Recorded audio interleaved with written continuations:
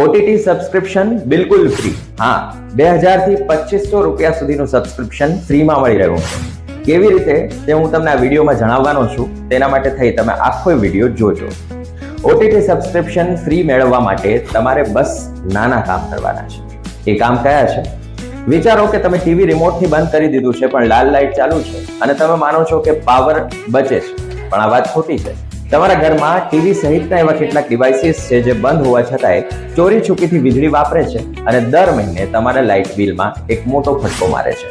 સરકારી પાવર કંપનીના એક રિપોર્ટ મુજબ ટીવી અને એસી જેવા ઉપકરણો માત્ર રિમોટથી બંધ કરવાથી તેમની ઇન્ટરનલ સર્કિટ બંધ નથી થઈ જતી, તે ચાલુ જ રહે છે. આવા મુખ્ય સાધનો કયા છે જે આપણા ઘરમાં આપણી બહાર વીજળીનો ઉપયોગ કરે છે? સૌથી પહેલું સ્માર્ટ ટીવી, બીજું સેટઅપ બોક્સ, ત્રીજું મોબાઈલ કે લેપટોપનું ચાર્જર, ચોથું માઇક્રોવેવ ઓવન, પાંચમું એસી અથવા વાઈફાઈ રાઉટર, છઠ્ઠું ગેમિંગ કન્સોલ અથવા તો કમ્પ્યુટર. હવે તમે વીજળી બચાવી કેવી રીતે સરવાળે ખૂબ મોટી રકમની બચત કરી શકો છો તે તમને જણાવું. તો તમારા ઘરમાં સ્વાભાવિક છે કે આવા 8 થી 10 ડિવાઇસીસ સતત સ્ટેન્ડ બાય મોડ પર રહેતા હશે, જેનાથી જે યુનિટ વપરાય છે તેનું દર મહિને 50 થી 200 રૂપિયા સુધીની કિંમત છે. હવે દૈનિક બચતની વાત કરીએ તો તેના આધારે મહિને રૂપિયા 200 જેટલી બચત થાય.